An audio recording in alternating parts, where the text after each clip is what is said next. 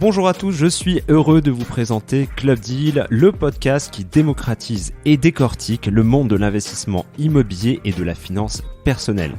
Je suis Loïc Audet et depuis 10 ans, en cofondant ImmoCities, j'ai bataillé afin de rendre l'investissement locatif accessible au plus grand nombre en accompagnant des milliers d'investisseurs à bâtir ou développer leur propre patrimoine immobilier. Et dans cette toute nouvelle saison de Club Deal, je vous propose, en compagnie de mes invités experts et surtout passionnés de finance, de découvrir ensemble les stratégies qui vous permettront enfin de mettre votre argent au travail. Je vous souhaite à tous une excellente écoute.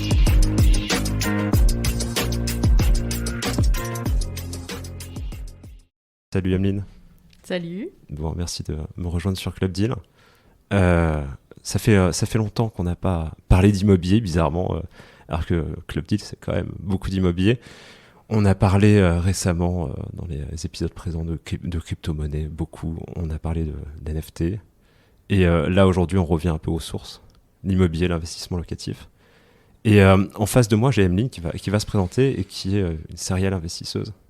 On peut te définir comme ça. Oui, tout à fait. Donc, enchantée, Emeline. J'ai 28 ans, je viens du 92 et j'ai commencé à investir en 2019. Ok. Et donc, c'est récent. Oui, tout à fait. Tout à fait. Ça fait à peu près 8 ans que je suis dans l'immobilier. Ok. J'ai un BTS, licence, master en immobilier. T'aimes bien l'IMO, quoi. Ouais, c'est ça. Je suis tombée dedans.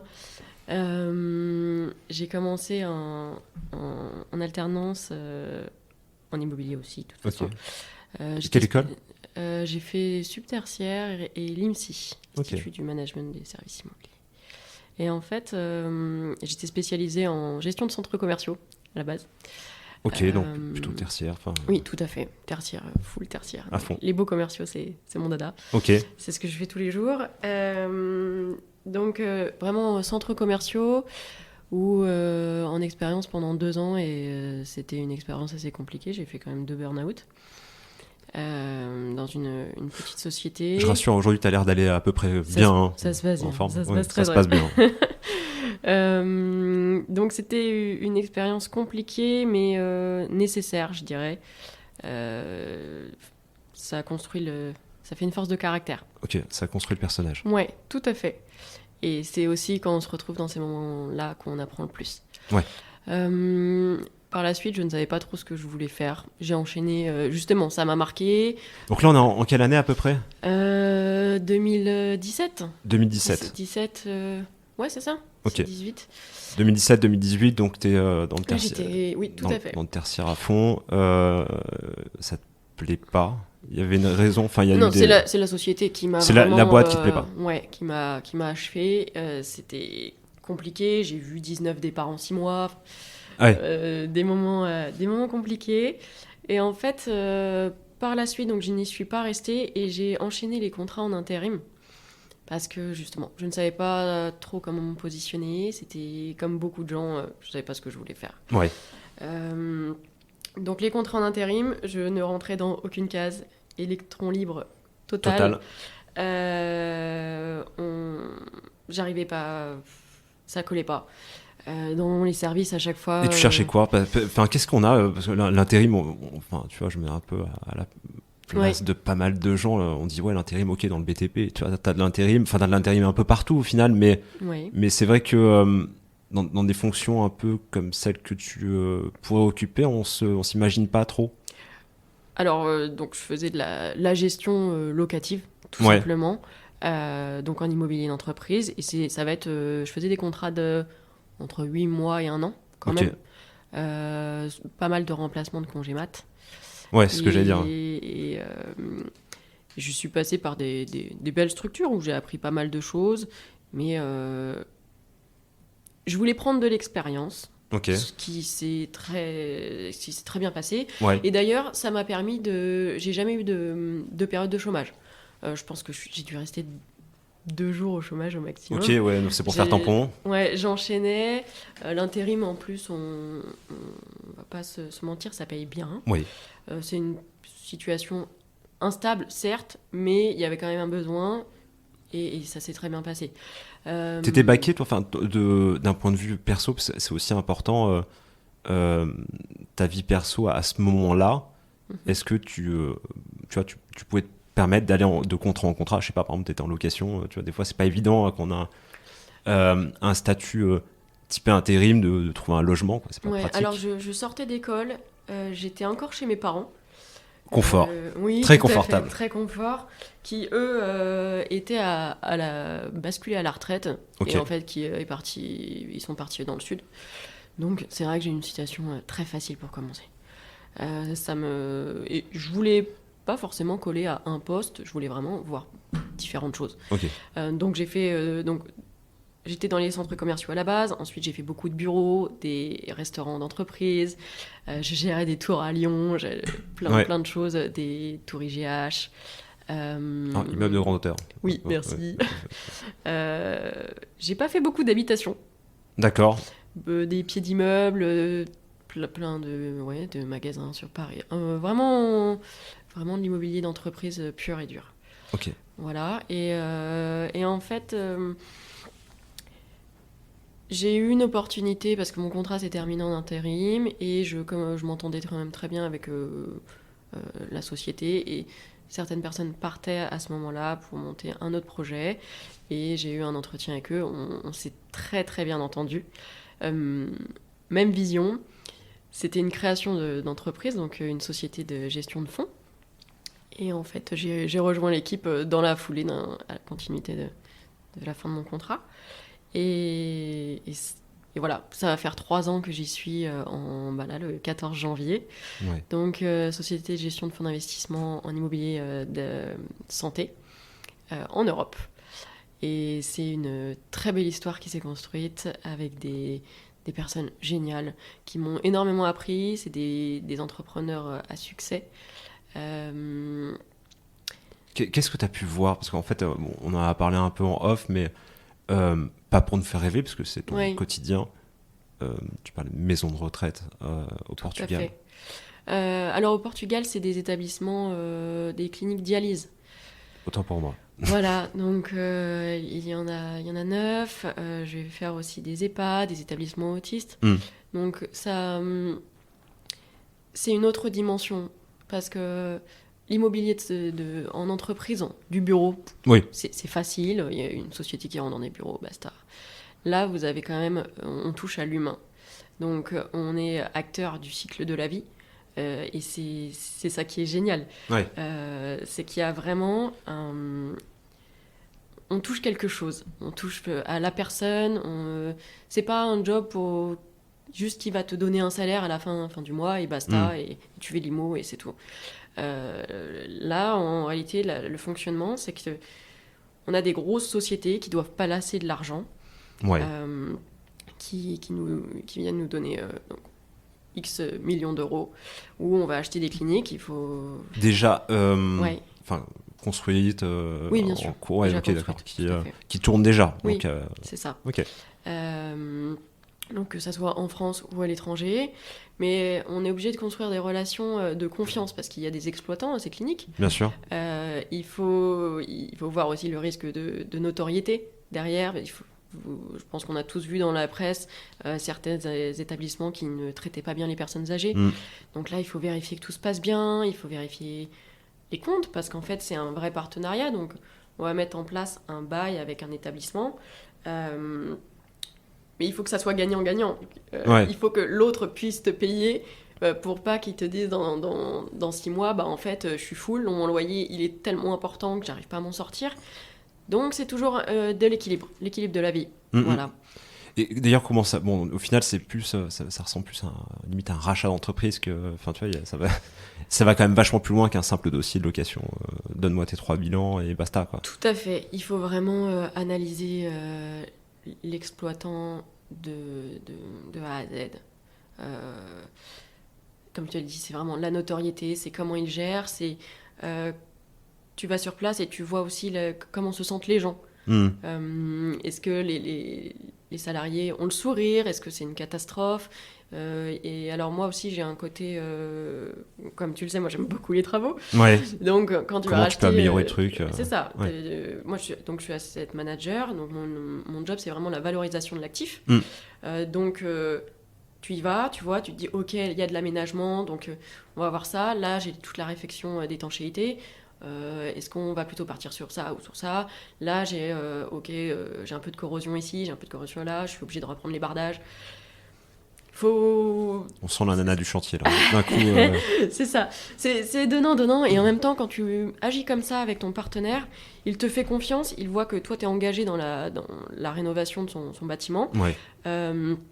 Et ça veut dire que par la suite, si tu t'entends bien avec X exploitant, il va potentiellement garder cette relation pour d'autres acquisitions futures potentielles. Et en fait, c'est un peu ce qui se passe dans la vie de tous les jours. Pour moi, c'est vraiment un équilibre de relations. Et un agent immobilier qui va bosser avec toi sur X sujet, si ça match sur ce sujet-là, il va te rappeler parce que ça se sera bien passé. Ouais, bon, c'est l'humain. Enfin, c'est les. C'est le cercle justement vertueux, l'inverse du one shot, quoi. Tu n'es pas là juste pour. Enfin, je grossis le trait, mais et je remets ça en perspective par rapport à un investissement immobilier un peu plus traditionnel avec des particuliers. Tu fais pas du one shot, quoi. C'est-à-dire que le mec, c'est pas parce que tu vas lui gratter 1000 euros sur sa commission. Oui. Non, c'est pas le but. Tout à fait. Vaut mieux plutôt le payer un peu plus. Ouais. Moi, c'est vrai que les agents immobiliers à qui je travaille, je leur ai toujours dit dès le début, je suis pas là pour négocier ta com.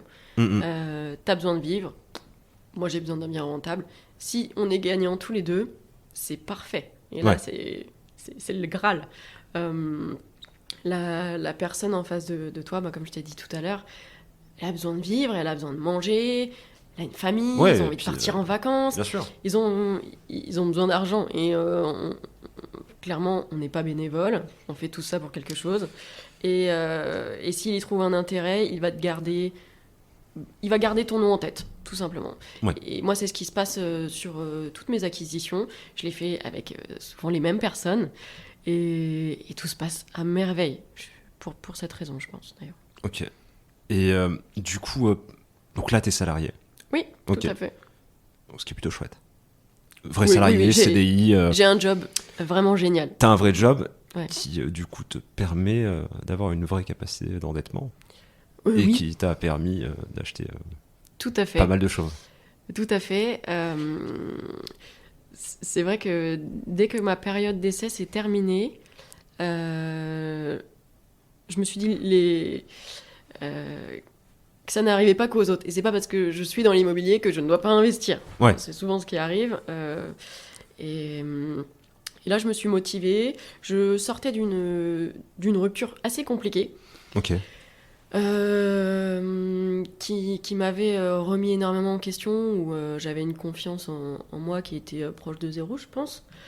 Et en fait, j'ai une amie qui m'a dit qu'elle voulait acheter un ou deux appartes. Et on a été sur place et je me suis dit, c'est sympa quand même. Tu t'avais déjà bossé sur là, on parle du résidentiel. Du résidentiel. Ouais. Alors, quand tu fais de l'immobilier d'entreprise, le résidentiel, ça semble tellement simple. Oui, à côté. À part les AG en copropriété qui sont compliqués, parce qu'en immobilier d'entreprise, tu vas faire face à des personnes où ce n'est pas leur chez eux. Donc, ça va vite. Oui, il y a moins d'enjeux. C'est ça. Ouais. La copropriété en résidentiel, c'est une tannée, parce que tu touches vraiment à l'habitation de chacun. Quoi.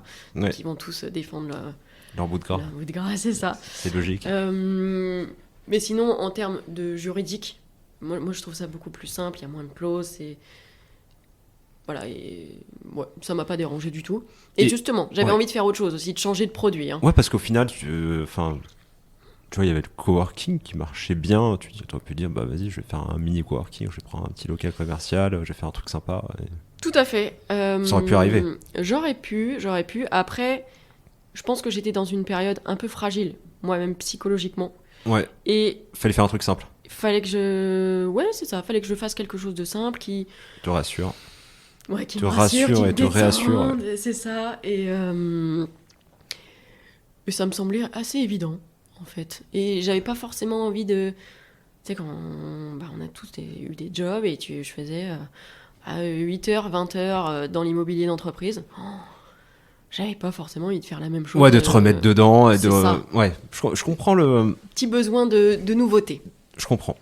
C'est vrai que c'est pas évident, même si c'est ton quotidien, et comme ici chez Imo6, c'est vrai que on passe notre journée, tu vois, à parler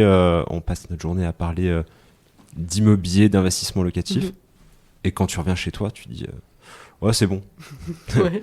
Mais voilà, donc c'est vrai que c'est bien de voir autre chose, de voir autre chose, et puis effectivement pour toi le résidentiel peut être intéressant, quoi. Oui, alors je ne dis pas que je ne vais pas revenir à l'immobilier d'entreprise, car c'est quand même un produit qui est très rentable et avec moins de charges encore. Ouais. De par exemple, la refacturation de la taxe foncière aux locataires. Notamment. C'est assez confortable. Oui, enfin tout est très confortable dans le... Tout à fait, sauf la vacance. Ça dépend. Ouais. Ça dépend ce que tu fais, où tu le fais et comment tu le fais. Ça dépend des baux. Moi, tu vois, j'arrive à signer des baux de 18 ans en Belgique, là, en ce moment. Des mecs qui s'engagent sur 18 ans. Ouais. Et ça, c'est un peu le... Enfin, pour faire le comparatif par rapport, effectivement, si vous maîtrisez pas trop le commercial et puis surtout les bureaux, c'est un milieu où c'est encore un peu le Far West, quoi. Ouais. Enfin, c'est très normé, bien sûr, mais c'est beaucoup plus libre, beaucoup plus libéral que de l'habitation, où l'habitation, tu es quand même limité par... On a possibilité d'intégrer plus de clauses. Après, ce qui est assez compliqué, c'est de s'adapter selon les législations des différents pays. Ouais. Ça, c'est des différents taux de TVA. Par exemple. C'est ce qui est plus dur. Mais par exemple, sur un bail d'habitation, vous pouvez mettre un bail de 9 ans avec une durée ferme ou autre. Mais alors qu'en un immobilier d'habitation, c'est beaucoup plus capé, quoi. C'est 3 ans, 1 an. C'est ça. Tu pars quand tu veux et basta, quoi. Oui. Donc voilà, je ne sais plus où j'en étais. On était au premier investissement, donc tu sors, je te refais un peu le truc, tu sors de ta rupture sentimentale, du coup tu as effectivement ton CDI, tu discutes avec une de tes copines, et à ce moment-là tu te dis ok, on va faire un truc simple, on va investir dans le résidentiel, quoi, enfin investissement locatif un peu traditionnel. Alors, elle a investi, elle, de son côté, et moi, de mon côté. En fait, j'avais besoin que mon esprit se fixe sur autre chose. Ouais. Il me fallait un but, on a tous besoin d'objectifs dans la vie. Et là, mon esprit s'est focus là-dessus, et c'était parti. Et c'était le début d'une grande histoire. Et en fait, en l'espace de 2 semaines, j'ai signé 2 compromis pour 15 apparts. T'avais besoin de changement, là. Ouais. T'as pas l'impression que tu t'es un peu vengé sur l'immobilier ? Si, sans doute. Sans doute. J'adore être débordée. Je m'ennuie très très vite. Ouais. Et donc là, j'ai signé, c'était deux immeubles, un de 7, un de 8. Long, clairement défini, compteur, tout ça. Ouais. Alors, un peu compliqué parce que c'était un marchand de sommeil. Ah. Donc il y avait pas mal de boulot. Il y a un des deux immeubles que j'ai lâché au bout d'un moment parce qu'il n'était pas relié aux évacuations des eaux pluviales. Il n'y a pas de réseau séparatif, tu veux dire ? Non, non, mais il n'y avait rien. Et, le mec a pris sa petite pelle et il a été creusé dans le jardin. Il m'a envoyé une photo. À un moment donné, et il me dit, c'est bon. Et je dis, ah ouais, non, mais en fait, on va se calmer. C'est pas vraiment comme ça que ça se passe. Ça, c'est un truc que t'as acheté, ça ? Non, je l'ai pas acheté. C'est quoi celui-là ? Un truc que t'as failli acheter ou que C'était dans les 2 que j'ai signés. Il y en a un que j'ai dégagé parce que justement, c'était signé, trop bancal. C'est ça, t'avais signé ce compromis-là. Ouais. Quand même, il y a un notaire qui est passé par la fin. Quand t'as signé, t'as un notaire, normal, il te dit est-ce que c'est relié, tout allait ouf. En général, c'est un peu la question bateau. Ou en général, on a tendance un peu à faire oui, c'est bon, tout va bien. Mais effectivement, dans certaines villes, je sais pas où, c'était dans le Nord, ça ? Ouais. Ok. le tout à l'égout, c'est pas sûr, quoi. Hein. C'est pas quelque chose qui est certain. Tu as des fausses, t'as plein de choses. Ouais. Et là, c'était le cas. Donc là, il y avait pas de. Là, il y avait rien. Il y avait rien. Donc c'est-à-dire qu'en gros, c'est Moyen Âge, tu jettes ton seau plein de.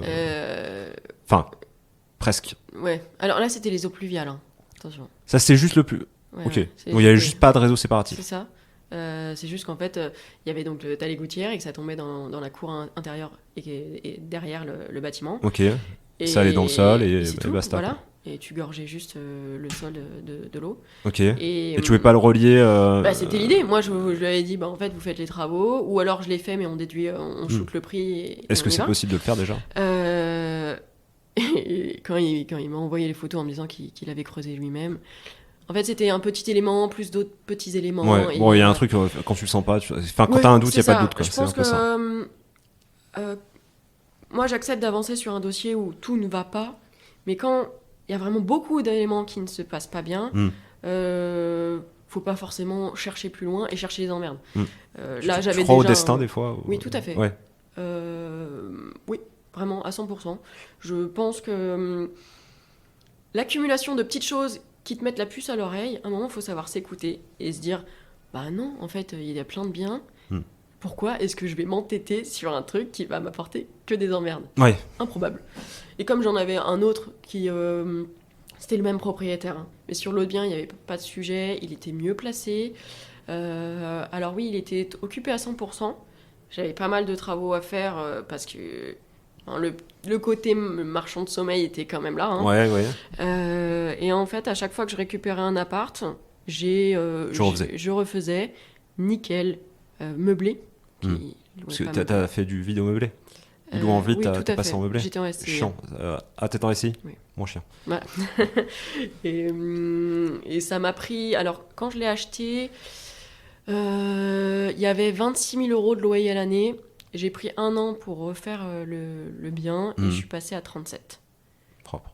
Voilà. Bon, t'as mis des travaux, t'as mis du mobilier. Ouais. Donc, j'avais un peu de taf, hein, quand même. 1 an où je me suis... Et t'as réussi à tout renouveler, c'est-à-dire que les locataires... Enfin, c'est bien passé, quoi. Parce que t'as souvent, dans ce genre de situation, t'as souvent le locataire, j'allais dire le Tanguy local, ouais. Celui qui ne bouge pas. C'est-à-dire celui qui est là depuis 4 ans et il bouge pas, limite il sort pas de chez lui. J'ai des trucs sur cet immeuble. Le premier logement, quand tu rentres dedans, déjà, on ouvre la porte, des mouches qui sortent. Ok. Le gars, ça faisait 10 ans qu'il était là. Il avait coupé l'électricité, les fils électriques au ciseau. Il avait condamné la douche et les toilettes. Pourquoi faire ? Je sais pas. Je pense qu'il était un petit peu dérangé. Il fumait sur son matelas. Et à un moment, je pense qu'il s'était endormi. Et le matelas avait pris feu et il avait fondu sur le radiateur. D'accord. Bref, ça collait de partout. C'était une catastrophe. Ce qui est beau, c'est que c'était ton locataire. C'est devenu, par définition, ton locataire à un moment donné, Alors, je n'ai... Non, il est parti avant que j'achète. J'ai eu des petites négociations musclées avec lui. Ouais. Et en fait, je lui ai pas laissé le choix. Alors, on va le dire plus gentiment. C'est une indemnité d'éviction, enfin en tout cas amiable. T'as géré ça avec lui. Ouais. En fait, ce qui s'est passé, c'est que je lui ai dit c'est pas compliqué. Soit je fais chiffrer, parce que là clairement c'était inhabitable. Ouais. C'est pas possible. Moi, je peux pas loger quelqu'un comme ça. Même psychologiquement, ça me fait trop mal au cœur. Ouais. Même si la personne va pas bien, je pense que elle va pas bien pour habiter là-dedans. Et je lui ai dit, c'est soit je fais tout chiffrer et je vous impute la facture. Parce que en réalité, c'est vous quand même qui vivez dans... Vous avez rendu le logement insalubre. Soit vous partez dans 3 mois. Donc moi, ça me laissait le temps par rapport à la signature chez le notaire. Et je ne vous demande rien. Voilà. C'était un échange. Il aurait pu chercher la petite bête. Non, il est parti. Ok. Parce qu'il aurait pu aller voir la mairie, dire que c'était... Regardez, dans les conditions dans lesquelles je vis, ça tout ça. Parce que ça va dans les deux sens aussi. Hein. Bien sûr. Après, moi, j'avais pas signé. Je me serais aussi retournée contre le propriétaire parce que lui, il faisait quand même beaucoup de choses qui n'étaient pas très bien. C'est pas là. Donc ça s'est fait très naturellement. J'ai tout refait. J'en ai aussi eu un... ça faisait 3 ans qu'il était là et on a découvert quand il est parti que la douche n'était pas raccordée à l'eau. Ouais. Ouais. Ça pose une question quand même. Oui, tout à fait. Sur l'hygiène, on se pose des petites questions. Est-ce qu'il y avait un gant ouais. Un gant de toilette à côté, peut-être, avec un peu de chance. Je sais pas, j'ai pas voulu chercher. Ok. Et en fait, je me suis rendu compte que donc tu vas avoir un immeuble comme ça avec des conditions de vie pas terribles, et plus tu refais et plus tu fais du bien, plus tu as un roulement de locataires qui se fait. Le bien apporte le bien, je dirais. Ouais, alors moi, ce que j'ai l'habitude de dire, tu vas me dire si tu es d'accord avec ça, c'est qu'on a les locataires qu'on mérite. Tout à fait, tout à fait. Et les locataires qui ne se sentent plus à l'aise dans un environnement qui devient, alors je dirais peut-être trop bien pour eux, ouais. Ils partent naturellement. Et en fait, moi, ils sont tous partis. Donc j'ai pu tout refaire. Après, des fois, tu as le changement de direction. Tu sais, en gros, des fois, quand tu... D'ailleurs, c'est un conseil, si on peut appeler ça un conseil. Quand vous achetez un appartement occupé, en général, il est bien loué, tout ça. Enfin, le loyer, il est au top. Il est sous son meilleur jour. Il y a quand même une chance sur deux pour que le locataire saute parce qu'il y a le changement de propriétaire. Oui. Et le locataire peut... Enfin, pourvu qu'il y ait un truc qui ne va pas dans l'appartement, ce qui arrive régulièrement... bref, il peut partir dans les 3 mois. D'ailleurs, je crois que j'avais une stat là-dessus sur les départs post-rachat. Parce que ce qui s'est passé, c'est que d'abord, avant de vendre, on a proposé aux locataires. Généralement, si les locataires, c'est parce que ça correspond à sa situation, il peut pas acheter, sinon il l'aurait fait. Ouais. Donc il y a un sentiment, il y a un sentiment un peu particulier. Qu'est-ce qui va m'arriver ? Qu'est-ce qu'il va vouloir ? Alors, bon, certains locataires ne sont pas forcément au courant des lois, des règles. Du coup, ils pensent qu'ils vont sauter. La première question, c'est est-ce que vous allez me dégager ? C'est ça. Mon bail qui finit dans 8 mois. Qu'est-ce qui va m'arriver, etc. Donc, du coup, ils prennent les devants et ils se cassent. Ouais. Donc, déjà, ça c'est un peu naturel. Ça fait une espèce de... Après, moi, j'avais aussi... C'est le fait que c'est des studios. Ouais. Donc, il y a plus de turnover. Tout à fait. Il y a plus de turnover. En moyenne, il reste... 18 mois. 2 ans. Ouais, c'est ça. Donc c'est 18 mois en moyenne sur un studio. Parce que, tout confondu, parce que il y a quand même les baux sont d'1 an en meublé, du coup il reste un peu plus. Après t'as des exceptions, les mecs qui ont pris ton appartement pour un Airbnb moins cher, ça les a arrangés. Du coup ils ont resté 6 mois, ou 3 mois. Erreur de casting, ça peut arriver. Mais voilà, en moyenne, effectivement, sur du studio, 18 mois, c'est ce qui correspond à c'est une gestion quelque plus chose. chronophage. Il faut quand même le savoir. Quand tu as du T3, tu sais que tu as quand même moins de turnover. Ouais, après le T3 meublé, des fois, il n'y a pas forcément... Enfin, tu vois, des fois, c'est pas forcément ce qui est demandé. J'ai pas dit que c'était le plus rentable. C'est pas le plus rentable, mais t'es plus tranquille. Tout à fait. On peut pas tout avoir. On peut pas tout avoir, Absolument. Donc voilà, j'ai signé ce bien-là donc, le 28 août 2019, je me rappelle de la date. C'est beau. C'est beau. Putain, c'est le premier. Les autres, je me rappelle moins. Moi, j'ai des problèmes sur les prénoms et les dates, mais toi, tu retiens les... C'est bien, hein, c'est pratique. Je connais le prénom de tous mes locataires. Ouais, j'en ai une 40aine et je connais tout le monde. Okay. Alors, je les ai pas forcément vus, mais je connais les prénoms. Me demande pas, je sais pas. Okay. Je me dis que... je pourrais peut-être me relâcher sur l'acquisition quand j'arriverai plus à les retenir. C'est que j'en aurai assez peut-être. Donc on va voir jusqu'où ça va. Bon, dans la foulée, j'ai signé une maison, donc 150, 160 mètres carrés à peu près, avec un de mes amis d'enfance, donc qui est devenu une coloc de 7, la fameuse où j'ai eu pas mal de galères, travaux. Parce que oui, bien sûr, bien que je vienne de l'immobilier, que ça fait 8 ans que je suis dedans, les galères, ça arrive. Passer par les galères. Donc ça n'arrive pas qu'aux autres et pas qu'aux non-sachants. D'ailleurs, si vous voulez voir parce que là, on va parler de ce projet-là. Si jamais vous voulez voir, il y a une vidéo qui tourne sur ton profil Insta. Ouais. Rappelle-moi que je ne fasse pas d'erreur. C'est quoi ton Real Imo. Real-du-bas, enfin dans ce cas, Imo. Ouais. Tout à fait. Ok, tout attaché. Et j'ai mis une vidéo où je crois que c'est dans les réels.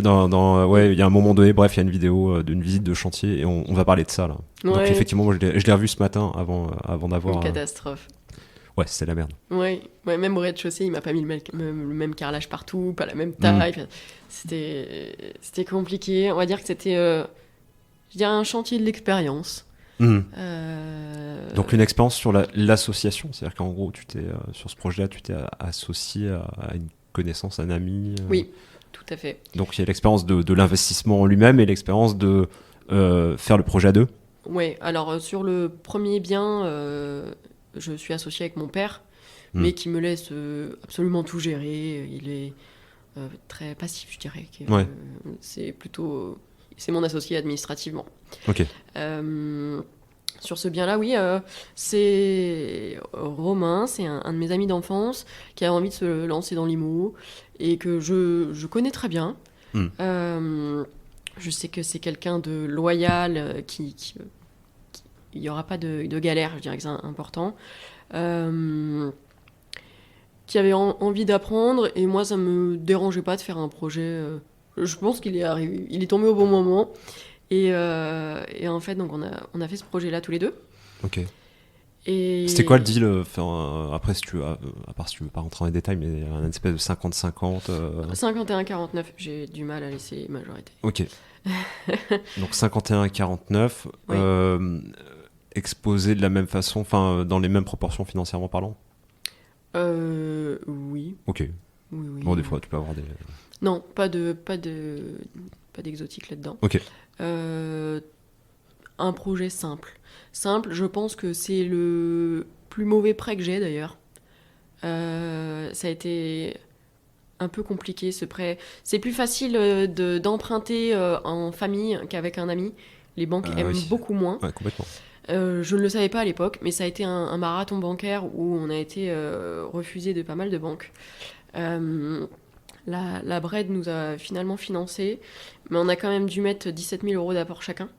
Sur un projet, ça prendait à peu près combien de... J'avais 124 000 de maison, 135 000 de travaux. En plus, il faut aussi souligner que j'avais plus de travaux que de maisons. Et alors ça... Ouais, c'est ça que je veux préciser, c'est effectivement... Enfin, tu vas me dire si tu es d'accord avec moi. En général, quand tu achètes en région, y a un problème qui se pose. Oui. C'est que le prix de l'immobilier, parfois, équivaut au prix des travaux. Oui, tout à fait. Ce qui pose certains problèmes, notamment de financement. C'est un problème pour la banque parce que c'est un problème de garantie. Exactement. Ils ont besoin de se dire que s'il y a la moindre galère, à un moment X ou Y, ils peuvent revendre le bien et récupérer le montant du prêt. Et en l'occurrence, quand il y a plus de travaux, t'es pas sûr ils sont pas sûrs. Et donc, ils financent beaucoup moins. Donc là, ajouter à ça le fait que mon associé ne soit pas un membre de ma famille ou mon conjoint, ça faisait quand même pas mal d'éléments un peu négatifs. Moi, je venais aussi de signer un autre, donc l'immeuble d'avant, parce que ça, c'était en janvier 2020. Je venais signer l'autre en août 2019. C'était assez récent, il tournait pas encore à 100% parce que j'avais pas mal de travaux. Petite accumulation. Donc, on peut pas tout avoir. Non. J'étais obligée de mettre de l'apport. Donc, comme je t'ai dit, on a mis 17 000 € chacun. J'ai eu un crédit sur 15 ans à 1,35, je crois, de mémoire. Ce qui est pas ouf. Enfin, c'était, on va dire, on donne ça de manière un peu random à n'importe qui. Là, enfin, en gros, t'as pas cherché à négocier le taux. Et puis, à la rigueur, des fois, c'est pas ce que tu cherches. Là, j'étais ric-rac niveau timing.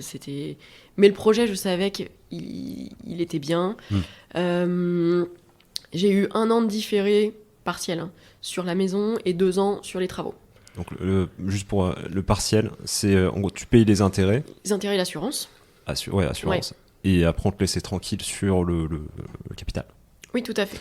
Et au bout d'1 an, ça commence. Ça commence, faut tout payer. C'est ça. Donc là, en ce moment, on paye 850 à peu près. On a encore on a le crédit de la maison qui a démarré. Ok.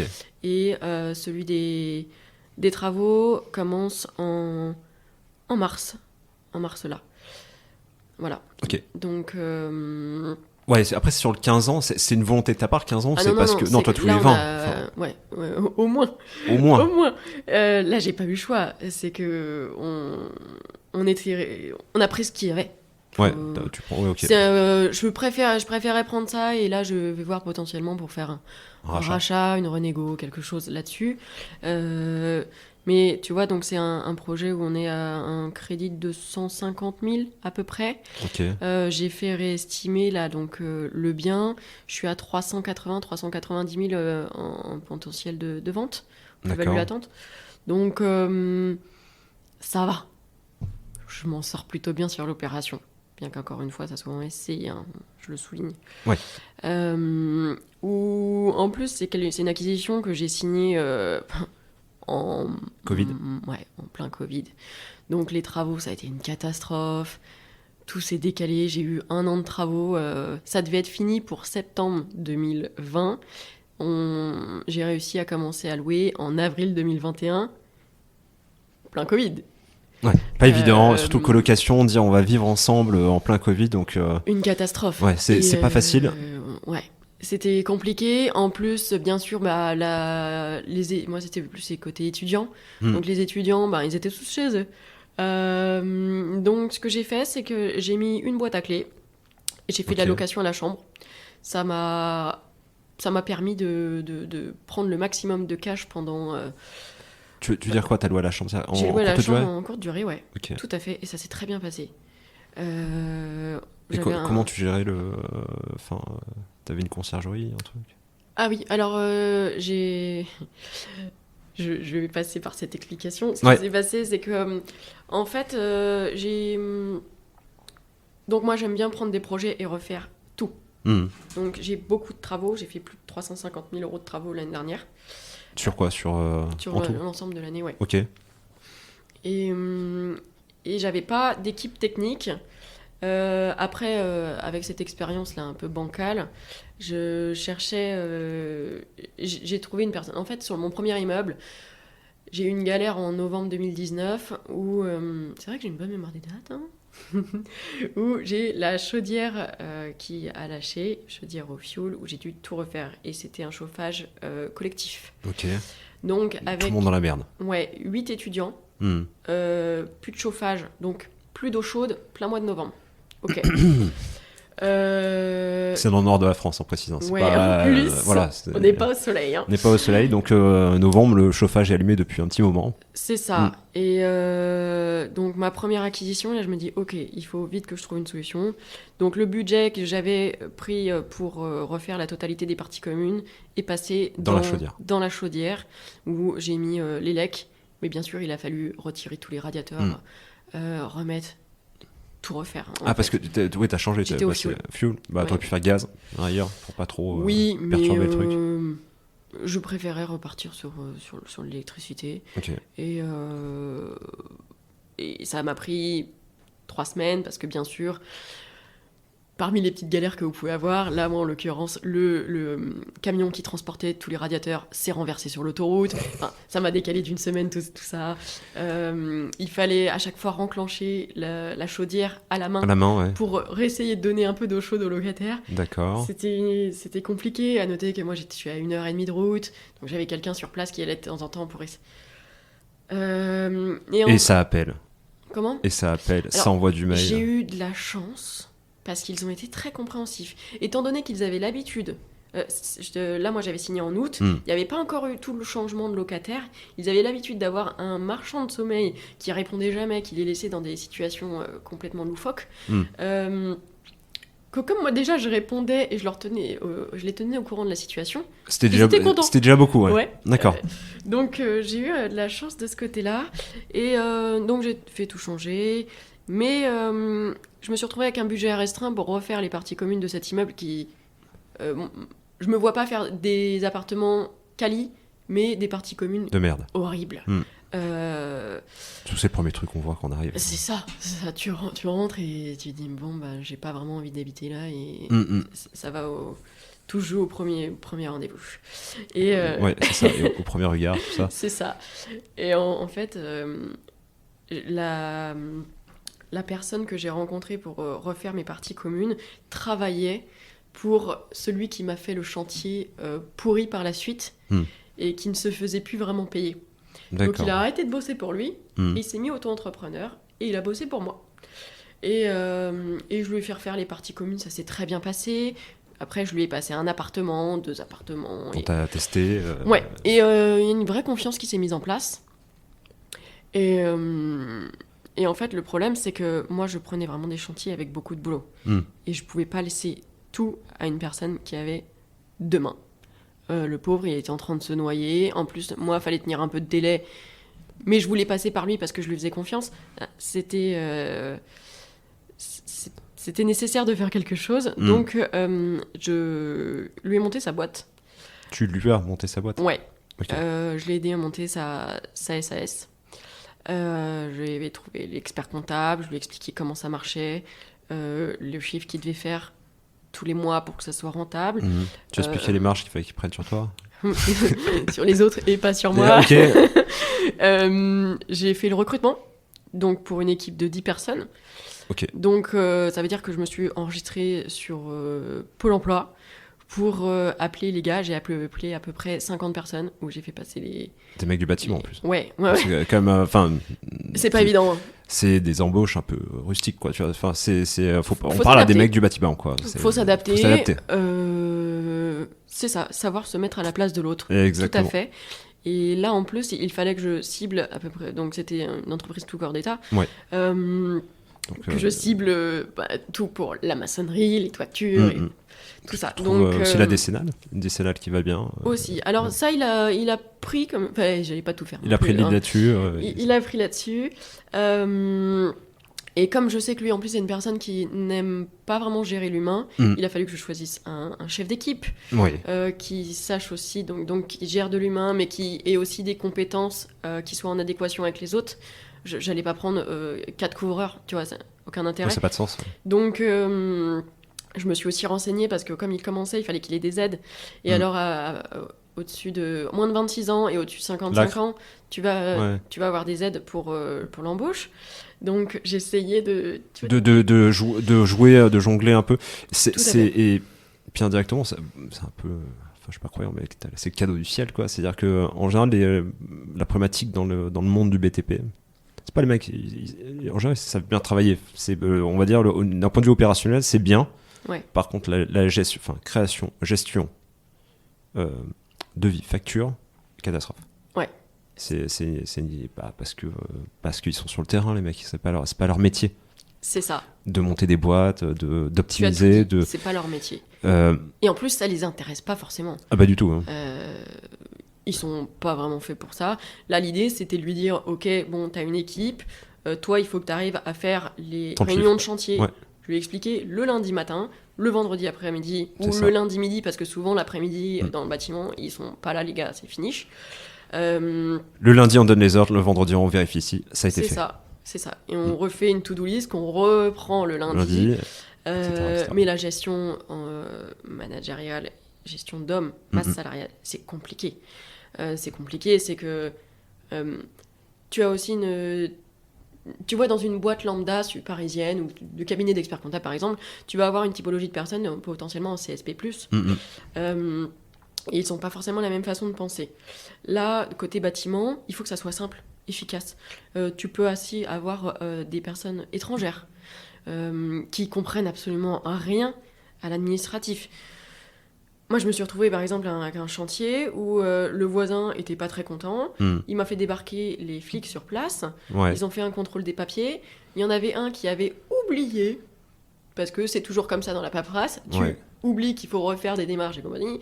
Et son visa était dépassé d'une semaine, je crois. Ils me l'ont embarqué. Ils l'ont envoyé dans un camp à côté de Lille. Okay. En plus, moi, c'était un des meilleurs gars à ce moment-là. Et moi, il m'appelait sur place. Oui, je fais quoi ? Il me faut un avocat. C'est une catastrophe. Ok. Tu te retrouves confronté à plein de choses. Quelque chose qui est quand même, c'est un peu atypique. Alors, ça te donne de l'expérience. Bien sûr. Ayant conscience que moi, je n'ai pas pris de part dans cette société. Ce que tu aurais pu faire. Ce que j'aurais pu faire, sauf que ça me demandait une implication par la suite que je n'avais pas envie de de prendre, en fait.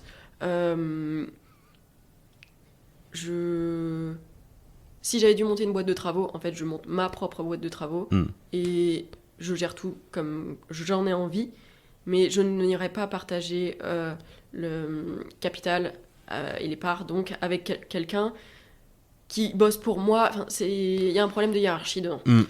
Et j'avais pas envie de faire ça, tout simplement. De tout mélanger. Oui, donc ça a été une phase qui est un peu compliquée à mettre en place. Et lui, il fallait aussi que je lui explique comment gérer une boîte et comment il devait marger et comment ça devait fonctionner. Il y a un système, il y a une base, donc il passait de l'auto-entreprise à une SAS. Donc plus compliqué, TVA. C'est tout ce que j'allais dire. Tu vas travailler à 10%, tu vas travailler à 20%, quand est-ce que tu fais l'auto-liquidation ? Enfin, il faut l'expliquer tout ça, quoi. C'est ça. Donc ça va, je lui ai donné un expert comptable qui est assez pédagogue.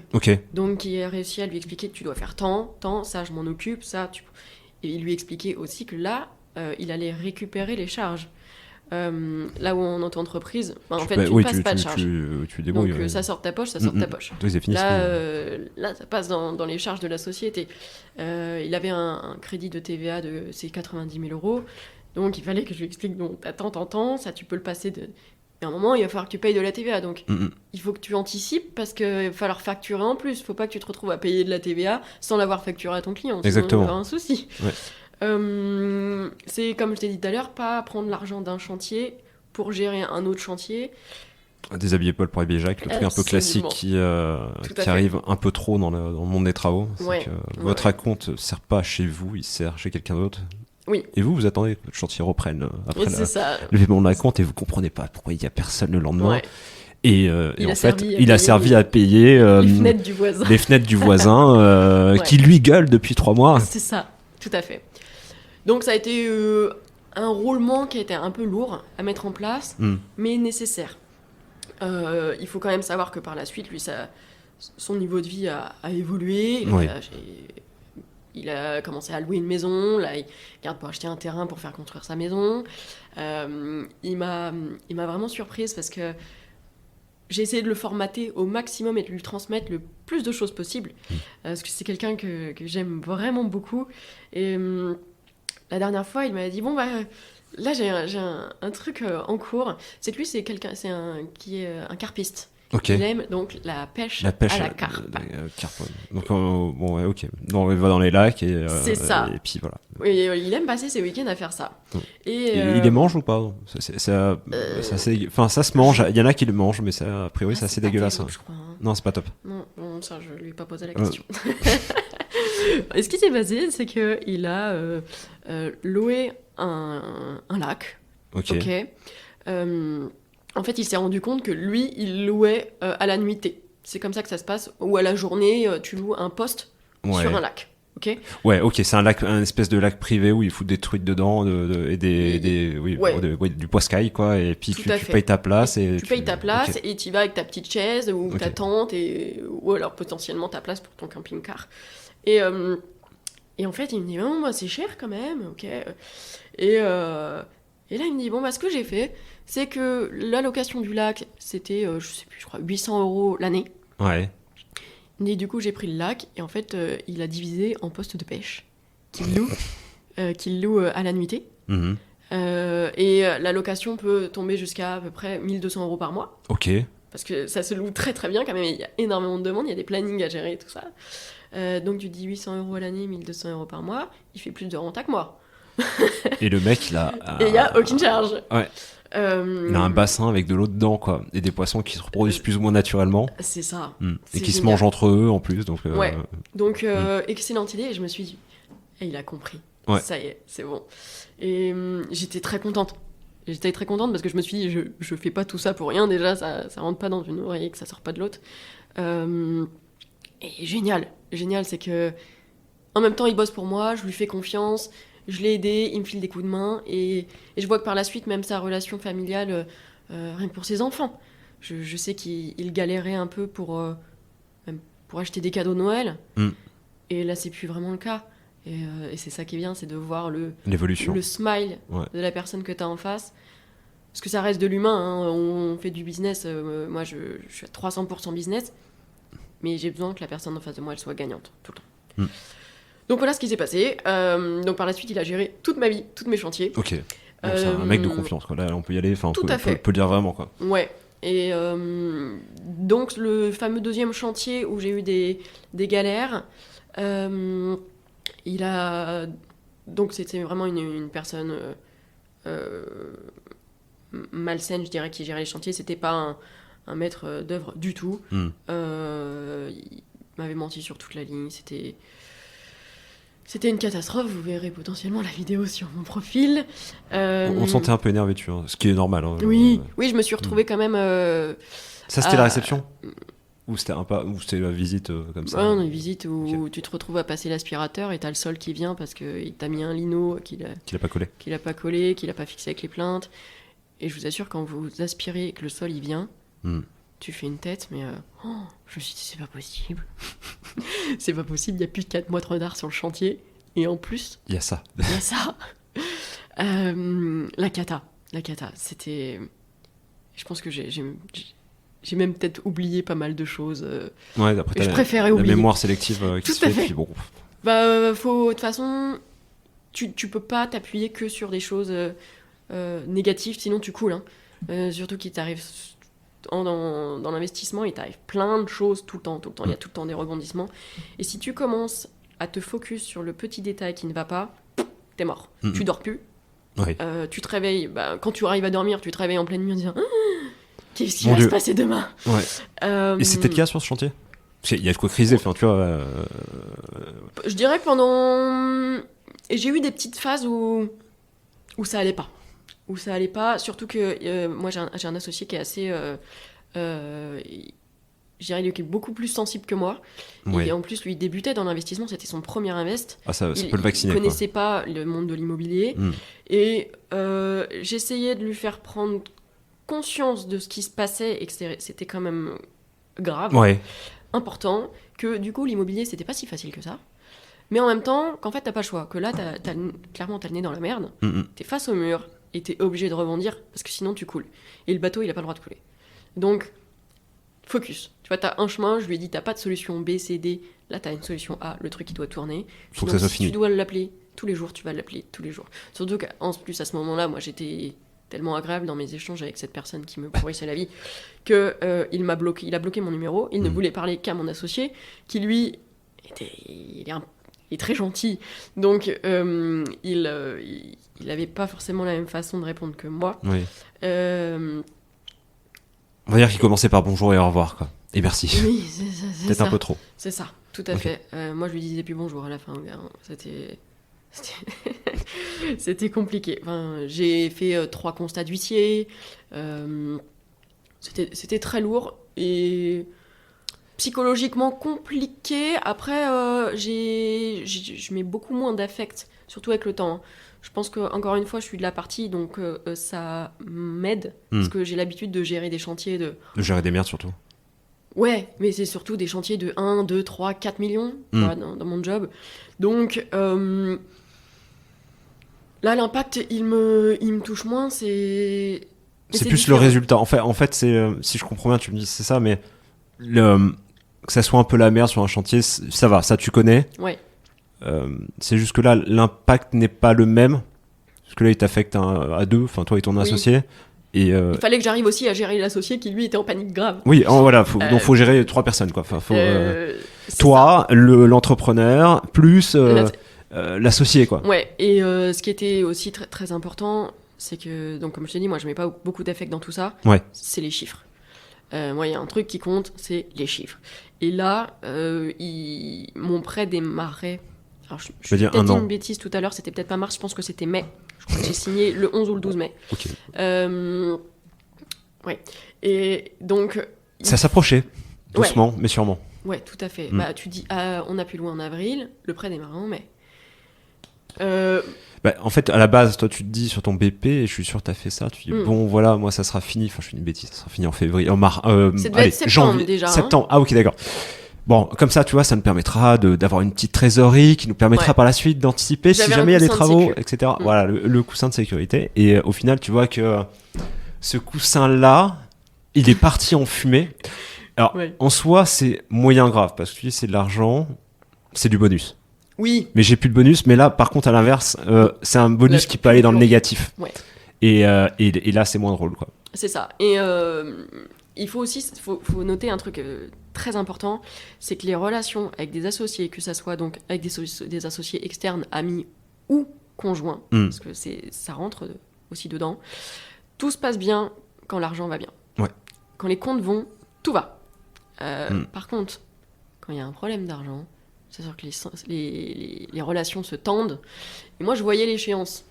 Et le fait que lui, il était un peu plus tendu, mais en même temps moins excité que moi sur la situation. Et dans ces moments-là, tu dis non mais en fait là tu vas bouger parce que c'est nécessaire. Tu te rends pas compte, c'est qu'on va payer le prêt. Donc là le gars il faut le harceler parce que moi j'ai déjà sorti 17 000 € d'abord avec un prêt pourri. Je n'ai pas en plus envie de payer ce prêt qui est un peu pourri déjà de base. C'est pas possible. Non. Et alors en plus, bon, c'était 800 €, ok, ça va que c'était pas en plus la totalité soit 1600.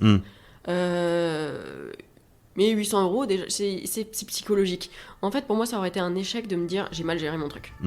Et j'ai un petit souci avec ça, je supporte pas ça.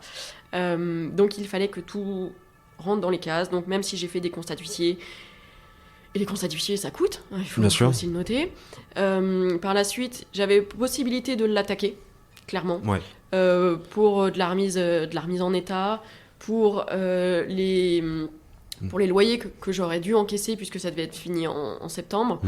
Il faut noter que l'avocate me demandait 4 000 € plus un pourcentage sur le résultat. Plus l'insécurité de... Enfin, en gros, là... Tu peux avoir rien à la fin, quoi. Parce que le mec, entre-temps, il fait faillite et c'est fini. Ah, mais c'est ça. Il faut... Alors... Et toi, t'es dans la merde parce que tu peux pas laisser ton chantier à l'abandon. T'es obligé de le finir, t'es obligé de louer. C'est pas possible. Ou t'es... même dans les galères un peu comme ça, que ce soit l'investissement locatif ou la résidence principale, en fait, en gros, t'as des possibilités. Tu peux te retourner. Mais honnêtement, en prenant un peu de recul dans la vraie vie, est-ce que tu peux te le permettre ? Tu vois, c'est ça la question. Est-ce que tu peux te le permettre ? Non, tu peux pas. Enfin... Et c'est du mindset, après aussi. Oui, aussi, beaucoup. Mais au final, il vaut mieux arbitrer et dire, bon, au final, qu'est-ce que je gagne, qu'est-ce que je perds, quoi. Ouais, tout à fait. Bon, j'avais fait 3 constats d'huissier. À la base, je voulais l'attaquer. Parce que je dirais que c'est un peu de la fierté, un ego, ok. Je me suis dit, tiens, ça fait 1 an que tu me casses les bonbons et que tu te fous un peu de moi, ou t'as bloqué mon numéro et tu m'as fait tourner en bourrique. J'avais envie de l'emmerder. Et en fait, c'est comme Manu, toi, t'as envie de l'emmerder. Carrément. Bon, moi, c'était une seule personne. Ouais. Et qui... T'as envie d'emmerder celui qui t'emmerde. Et ça, c'était le... Bah, c'est surtout que, c'était pas bien ce qu'il faisait. Et en fait, donc, l'avocate me demandait 4 000 € plus un pourcentage sur le résultat. Et en fait, j'avais pas du tout envie de les mettre, j'avais pas le temps. Le gars a déposé le bilan dans la foulée, donc j'ai bien fait de pas les mettre. On aurait pu récupérer quelque chose de par son assurance, mais c'est compliqué. Je partais pour 1 à 2 ans potentiellement de conflit. Et il faut noter que c'est bien d'y aller comme un cow-boy et de vouloir attaquer X ou Y personne, mais derrière, il faut assumer. Bien sûr. C'est que psychologiquement, c'est chiant. Les emmerdes, personne n'aime bien les emmerdes. Hein. Oh, il y en a quand même, mais c'est rare, quoi. Ouais, c'est pas des situations agréables, tu l'as toujours dans un creux de ta tête.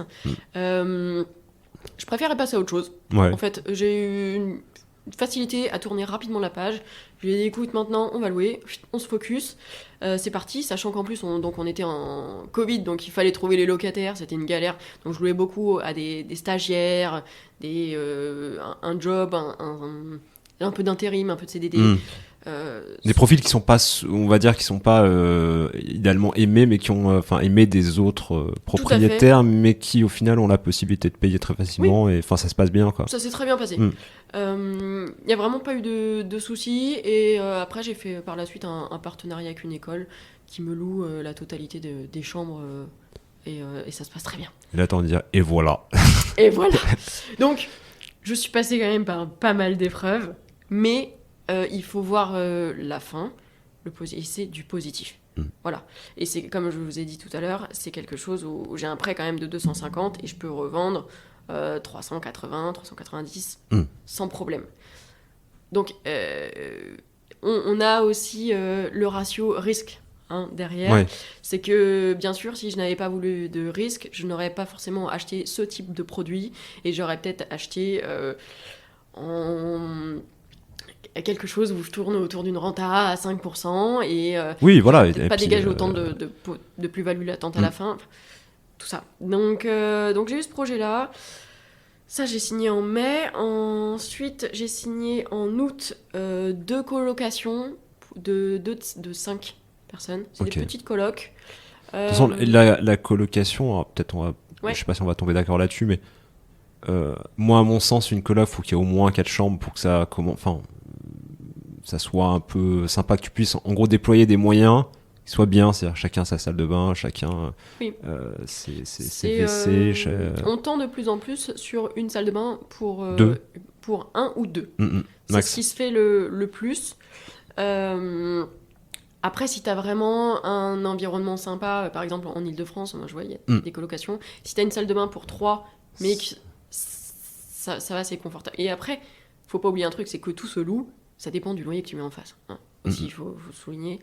Là, c'est donc 2 colocations de 5. J'ai une grande salle de bain à chaque fois, d'accord, une pour 5. Donc, c'est pas du tout l'idéal. Non. Par contre, j'ai des loyers. C'était un truc off-market que j'ai eu, mais j'ai des loyers très bas. Donc, 289 €.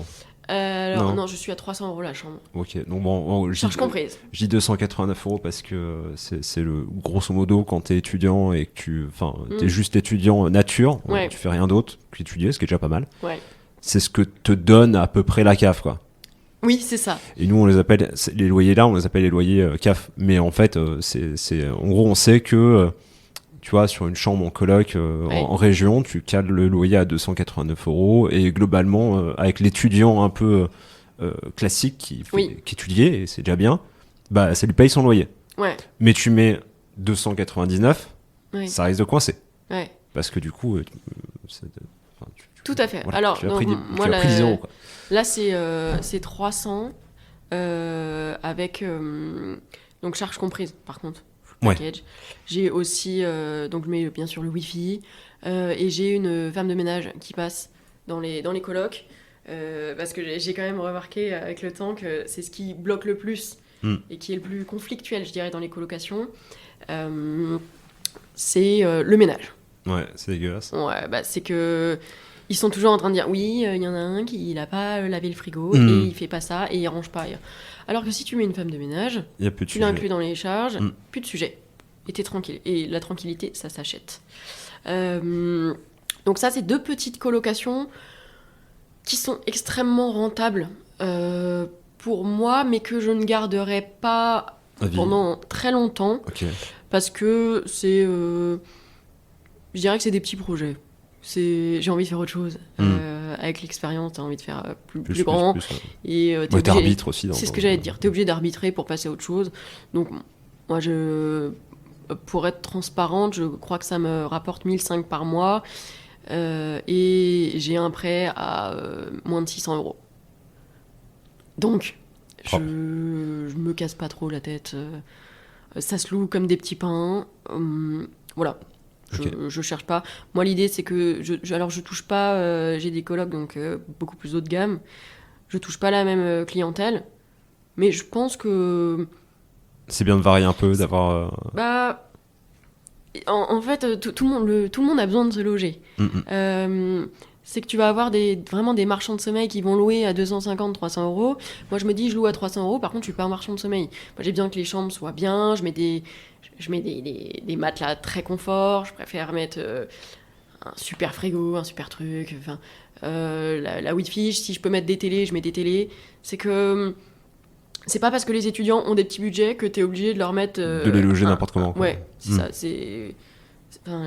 Ça reste des gens qui n'ont certes pas beaucoup de moyens à ce moment-là, mais c'est des humains, en fait. Ouais, et puis tu peux leur en donner le plus possible, tu vois, quand tu le peux, et quand c'est jouable et que ça passe à la fois d'un point de vue que ça passe dans ton BP, que ça soit à la fois rentable pour toi, mais sympa pour eux, quoi. Et c'est encore une fois la même chose, c'est du gagnant-gagnant. Mmh. Eux sont logés dans des bonnes conditions, moi je mets un point d'honneur pour ça, et en même temps, moi je suis gagnante derrière.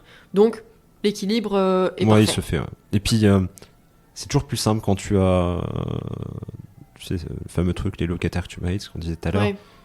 Ouais. Moi, je suis tellement à l'aise avec le fait de dire, de toute façon, le bien que je te propose, c'est un peu, tu sais, le sans faute, quoi. Ouais. Tout est neuf. Oui. Il n'y a rien à dire. C'est ça. Mm-hmm. Et au moins, c'est vachement plus simple quand tu fais l'état des lieux. Ne serait-ce quand tu fais un truc ultra basique comme un état des lieux de sortie. Quand tu pars d'un état neuf, bah, naturellement, à la fin, ouais. Je pense que tu l'as connu, le ça y était déjà, quoi, tu vois, le ça y était déjà, il n'existe pas. Oui. Il n'existe pas, ce n'est pas possible, puisque tu es parti à 100% en nickel, quoi. Ouais. Quitte, entre chaque locataire, à renouveler certains trucs, tu vois, les trucs un peu d'usage, par exemple, je sais pas, les couverts. Oui. Qui a envie, enfin, honnêtement, alors, il y en a qui s'en foutent, hein, mais qui a envie de manger dans les couverts du précédent locataire? Il y en a pour qui ça leur pose pas de problème. Non, mais il y en a pour qui ça leur pose pas de problème. Ça dépend des couverts, ça dépend des trucs. Ça se voit à l'œil, de toute façon. Mais en vrai, tu vois, tu remets. Ça coûte rien. Voilà, tu vas chez Jiffy, t'en as pour 5 €. Exactement. Voilà, tu peux débrouiller sur des trucs un peu d'hygiène comme ça. Tu peux débrouiller de changer un peu régulièrement et de penser surtout à un budget pour toujours maintenir et maintenir son patrimoine, enfin maintenir déjà le mobilier parce que c'est quelque chose qui s'use. Ouais. Incroyable d'ailleurs, en général ça fait pas partie des business plans des personnes. Non. C'est-à-dire qu'il le dit une fois, mais après non, ça va durer 20 ans. Non, c'est pas vrai, ça dure pas 20 ans. Surtout en courte durée. Ouais. Ça s'use quand même très vite. Moi je fais du coup de la courte durée l'été, comme j'ai beaucoup d'étudiants.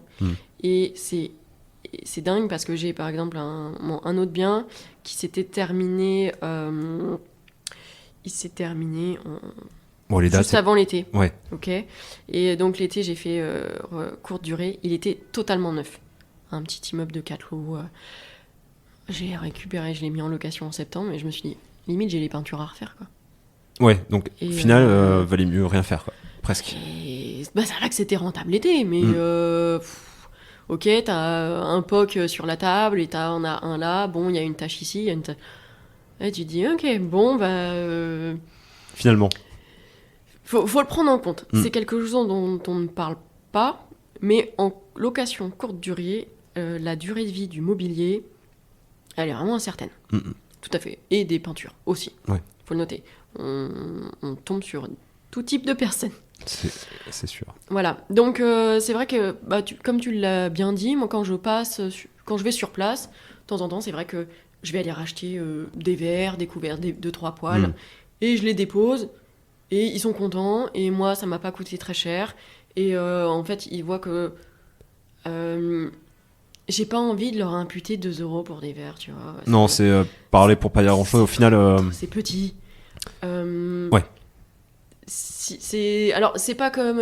c'est pas si, par exemple, le four tombe en panne et que j'ouvre le four et qu'il est dans un état lamentable. Où là, tu te dis, les gars, faut pas non plus déconner.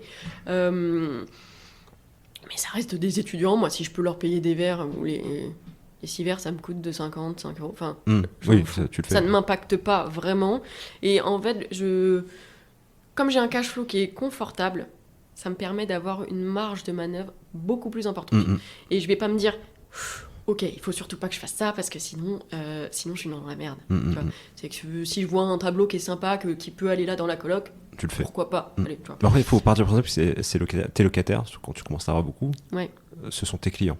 Oui, tout à fait. Voilà, déjà, si tu pars avec cet état d'esprit-là, il y a beaucoup de choses qui vont changer, quoi. C'est clair. Et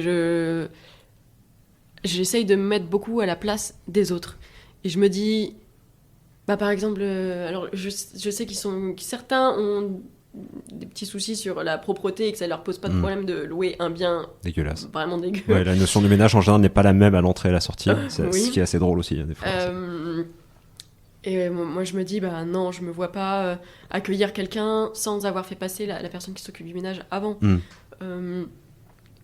Donc il a fallu industrialiser le checking, une espèce de checking où tu dis voilà, avant qu'un mec arrive, il faut qu'il y ait une femme de ménage qui soit passée parce que c'est normal. Enfin, oui, tout à fait. Alors j'ai une personne, donc comme je vous disais tout à l'heure, j'ai mon équipe travaux maintenant. Et donc j'ai quelqu'un qui s'occupe du ménage, qui fait le ménage, qui fait à peu près 19 heures par mois sur mes biens. Et qui fait les visites, les entrées, les sorties. Elle s'occupe de tout ça. Elle faisait pas forcément à la base, elle faisait que le ménage. Oui. Et en fait, c'est un peu comme tout le monde. Tu as toujours envie d'apprendre plus de choses, et en plus, ça lui rapporte plus, bien entendu. Et je lui ai dit, écoutez, moi j'ai besoin de quelqu'un qui fasse tout ça, en qui j'ai confiance, je vous fais confiance, et si vous avez envie d'apprendre quelque chose d'autre, qui en plus peut lui permettre à elle donc, de travailler avec d'autres clients, et de faire par exemple les états des lieux pour moi, mais comme pour d'autres investisseurs. Bien sûr. C'est tout bénef. Donc je lui ai montré comment on faisait. J'en ai fait avec elle. Tu as créé sa structure. Elle est passée d'auto-entreprise à... Non, c'est... Attends, c'est pas... C'est presque ça. On va bientôt y arriver. D'accord. Et en fait, donc je lui ai montré, et maintenant, elle gère tout, elle récupère les papiers sur place s'il y en a récupérés sur place, elle check bien qu'elle récupère l'assurance s'ils ne l'ont pas déjà envoyé au préalable par mail, elle accueille les gens, donc elle fait les visites. Alors c'est vrai que j'essaie de lui faciliter la vie, bien entendu, je groupe les visites. Oui, tu essaies de lui faire... Oui, Mais j'ai une confiance totale, okay. Parce qu'en fait, elle se débrouille très bien, elle fait le ménage comme personne, et donc je lui demande à chaque fois, quand il y a un départ, c'est d'arriver une petite demi-heure avant, parce que je m'arrange souvent pour que la personne parte et que j'ai quelqu'un qui prenne la suite si je me suis bien débrouillée. Mais je veux pas de vacance locative, mais oui, tu peux pas faire l'état des lieux de sortie, entrée en même temps. Grosse connerie. Parce que tu peux avoir des surprises mauvaises. Tout à fait. Alors, ce qui se passe souvent, c'est que je vais avoir... là, j'en ai un qui arrive dans une semaine. J'ai un départ à 10h le matin, une entrée à 15h. Ok, c'est un avion ton truc. C'est un peu ça. Mais comme j'ai l'équipe sur place et qu'elle communique avec eux, s'il y a la moindre galère, elle les appelle, ils interviennent. Et ça m'est déjà arrivé où, alerte générale, il y a un mur à repeindre. Fiut, hop, ils y vont et ils font un petit coup. Alors c'est comme à l'hôtel. C'est ça. T'as toujours, j'ai automatisé vraiment comme à l'hôtel. Ok. Et elle va s'occuper aussi, donc c'est ce qui s'est passé en tout cas l'été dernier. C'est vraiment, moi j'ai les boîtes à clés ici pour la location de la chambre, où donc elle met les draps, elle met la clé dans la petite boîte. Moi je transmets via Airbnb ou autre, comment je le dis. Ils arrivent, ils prennent la clé, ils se débrouillent, ils sont autonomes. Ils remettent la clé, elle passe, hop, elle récupère les draps, elle change les draps, et il y a un roulement qui se fait assez naturellement. Donc elle est venue de femme de ménage, elle est venue conciergerie. Un petit peu. Un petit peu. Ouais. Et là, c'est ce qui se passe d'ailleurs, c'est marrant que tu me dises pas, parce qu'elle m'a contacté la semaine dernière, elle me dit j'ai besoin de vous. Comment je fais? J'ai trop de travail, il faut que j'ai besoin d'une équipe. Ok, sauf qu'en auto-entrepreneur, tu ne peux pas prendre de salariés. À part si tu prends d'autres auto-entrepreneurs, oui, c'est... tu sous-traites en l'occurrence, mais elle aimerait bien pour pouvoir déduire ses charges, son matériel, son essence, tout, oui, ce qu'elle a le droit de faire en vrai sur une entreprise. Donc là, j'ai un call d'ailleurs avec elle début de semaine prochaine pour lui expliquer comment ça va se passer et ce qu'elle doit faire pour réussir à automatiser un peu tout ça et grossir tout simplement. Moi c'est ce que je lui souhaite aussi, hein. Tant mieux. Oui, tout le monde grossit en même temps et puis c'est bien quoi. C'est une bonne chose. Moi je sais que si elle a une équipe, comme j'ai de plus en plus de locataires et je sais que j'en ai une quarantaine là et plus demain, et elle peut pas tout gérer non plus toute seule, surtout qu'elle a quelques petits soucis de santé, donc l'idée c'est qu'elle puisse déléguer aussi déléguer et elle se sentir bien dans ses baskets et pas avoir le stress de se dire demain si je suis pas bien, comment je fais pour réussir à assurer, tu vois, et à contenter mon client. Donc voilà, écoute, je vais lui filer un coup de main là-dessus et je trouve que plus tu fais du bien, moi comme je le vois vraiment avec les gens autour de moi, à l'époque je passais beaucoup en force. Je pense que peut-être comme tu l'as dit aussi, j'avais une revanche à prendre sur plusieurs choses. Et j'ai un caractère où je suis un peu brute de décoffrage. Et j'essayais toujours de passer en force, et peu pitbull, tu vois.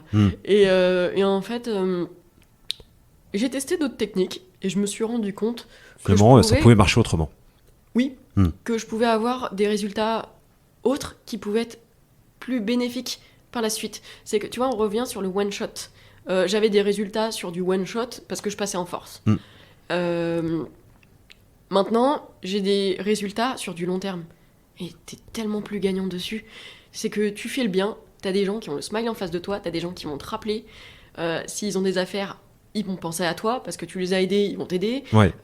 C'est que là, par exemple, en l'occurrence, donc cette personne qui s'occupe du ménage, elle check tout, elle me dit là, la plaque, elle a un souci. C'est pas juste, elle vient, elle fait le ménage et basta, tu vois. Oui, elle fait juste son taf et elle y va. Elle a le droit d'ailleurs. C'est déjà pas mal. Mais oui, c'est ce que tu demandes. Là, il y a un plus, puisque moi, je lui fais du plus, c'est que je pourrais lui facturer de la mission. Oui. Que je le fais pas. Ben, en fait, il y a un équilibre naturel qui se fait. Et c'est vraiment parfait. Voilà. Et d'un point de vue. Parce que là, tu vois, tous ces projets, ça prend du temps, de la bande passante. Donc, dans ton esprit, plus ton travail quotidien. Oui, j'ai un job, oui, à côté, ouais. Plus, j'imagine, une nouvelle vie perso. J'imagine, mais j'ai rencontré Jérémy, c'est ça. Tout à fait. Voilà. Et comment, lui, si je dis pas de bêtises, un peu moins proche de cette partie-là. Hein. Oui, alors lui, il est pas du tout IMO, il est chef d'entreprise. Ce qui est déjà, ça c'est génial. On a la même mentalité. Ok. Comment tu gères ça au quotidien? Parce que être femme parce que tu es quasiment entrepreneur, c'est ça. J'ai monté mon propre. Ouais, tu fais de l'IMO, mais en réalité, c'est plus une entreprise que tu gères. Ouais. Un centre d'intérêt, de profit, pardon. Et du coup, comment tu gères ça au quotidien avec cette personne qui partage ta vie? Comment vous réussissez à mettre les limites? C'est-à-dire qu'en gros, tu vois, toi, tu arrives, tu as parlé d'IMO le matin, tu parles d'IMO le soir, tu vois, comment tu gères ça au quotidien?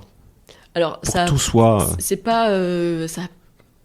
Il y a eu des périodes où c'était un peu plus compliqué.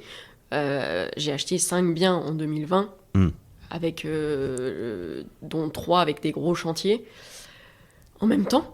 Bien sûr, sinon c'est pas drôle. Donc psychologiquement, c'est vrai que ça, plus mon boulot, j'ai eu des périodes où, justement, je dormais un peu moins bien quand même. Et du coup, j'étais un peu plus tendue. Il faut savoir que lui, c'est une personne donc, qui a sa boîte. Il a commencé en tant que start-up. Maintenant, c'est une société qui tourne plutôt bien. Et on va se retrouver où on a les mêmes centres d'intérêt. C'est que moi, je prends pas l'immobilier comme juste une acquisition, je mets un locataire, basta. C'est que moi, je le vois avec des chiffres, des business plans, comment j'optimise ça. Ouais, de manière assez froide. C'est vraiment c'est de la gestion d'entreprise. Exactement. C'est comme pas... Jérémy gère sa boîte. Ouais. De la même façon. C'est ça. Okay. Sauf que moi, j'ai moins de masse salariale que lui. Mais du coup, on se rejoint sur plein de sujets. Il m'expose ses problèmes, je lui expose les miens. On échange, on va se donner des conseils. Et tu pourrais peut-être faire ça, et peut-être ça. Et vous arrivez à vous écouter? Ouais, c'est très constructif. C'est même... moi, j'adore parce qu'on rentre du travail, on se pose et on se raconte notre journée. Et en fait, ça peut durer 3 heures où j'ai fait ça et lui il a fait ça et comme ça. Et donc là, je me dis, est-ce que je rajoute une ligne dans mon BP? D'ailleurs, tiens, il faut que je te montre mon BP. Ok, moi aussi, je te montre mon BP. Et... ouais, vous arrivez à vous tirer vers le haut. Parce que c'est ça, en fait, tu as bien dit, mon binôme, c'est ça? Oui, c'est mon binôme, ouais. Ton binôme. Tout à fait. Je pense que c'est le plus difficile, c'est ramener tout ça, tu sais... ramener tout ça sous la couette, mais je pense que tu as compris le principe, c'est ramener tout ça à la maison et avoir quand même une vie perso épanouie et pas dire au final je parle de 10 mots d'entrepreneuriat toute la journée, c'est pas quelque chose qui est évident. Et aussi être femme et entrepreneur, c'est 2 choses qui sont possibles. C'est de l'organisation. Mais c'est une organisation. Ouais, tout à fait. Sans tomber dans le féminisme. Je dirais que ça s'est fait. Et le girl power, mais assez naturellement. C'est qu'on est assez débordés tous les deux. Ok. Donc en même temps, l'équilibre se fait. Pas le temps de s'embrouiller. Ouais, on ne s'embrouille jamais. Alors, et quand on s'embrouille, ça va durer 1 heure parce que on n'a pas le temps.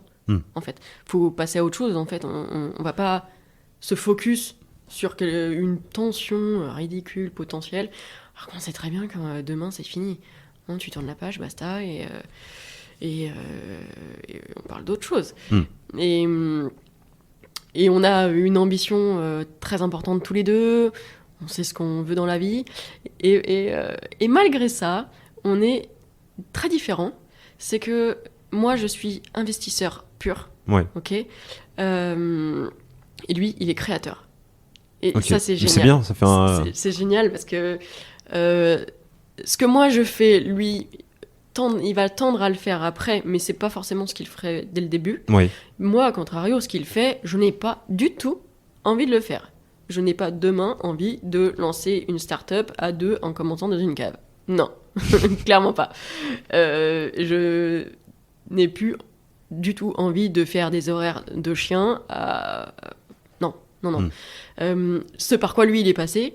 Et donc, c'est très différent. Vraiment, il est côté créateur, toujours plus pour monter sa boîte. Moi, j'investis, ok, comme je t'ai dit, mon but après, c'est le private equity. J'aime l'immobilier, j'aime la bourse, je fais un peu de crypto, c'est investir dans des boîtes après. Moi, je prends quelqu'un qui va me présenter un deck, donc un deck d'une start-up, c'est vraiment... Présentation. Voilà, une présentation en gros, complète. Qui donne envie d'aller plus loin, quoi. Tout à fait. C'est, ok, est-ce que je mets de l'argent sur ce projet-là ou j'ai envie de suivre, etc., etc. Par contre, moi, j'ai pas envie de le monter, le projet. Donc c'est vraiment le côté investisseur pur. Donc on se complète vraiment parce qu'on est des visions différentes. Et là où lui, il va avoir des levées de fonds, etc., etc. Moi, je peux lui dire, ouais, mais moi, en tant qu'investisseur, tu me sors ça, moi, j'y vais pas. Tu vois. Et c'est très complémentaire. Donc c'est trop bien. Ok, bon, tu t'en parles avec le sourire. Oui. Non, mais c'est bien, c'est très bien. Et du coup, tu disais, bon, l'IMO, a priori, c'est quelque chose que tu connais. Ouais. C'est bien. Oui. Tu parlais de private equity, chose que tu connais un peu moins, c'est-à-dire, en gros, t'intéresser à potentiellement financer la croissance société, ou pas ouais. des boîtes que tu suivrais. C'est effectivement un monde qui demande un peu d'argent. Bien sûr. Un petit peu, pas beaucoup, un peu. Non, ça demande de l'argent. Ça demande de l'argent, bien sûr. Alors, c'est vrai que pour moi, un investisseur a différents piliers. Donc, comme on a dit, donc l'immobilier, que je pratique depuis plusieurs années. Et ça reste une passion. Je vais pas dire que j'ai fait totalement le tour, parce qu'on fait jamais totalement le tour de l'IMO. Il y a toujours des projets un peu atypiques. Mais justement, tu vois, si je continue, c'est pour faire un peu d'atypique. Acheter un appart, le mettre en loc et le revendre. Ou le garder, faire du cash flow. À un moment, ça m'excite beaucoup moins.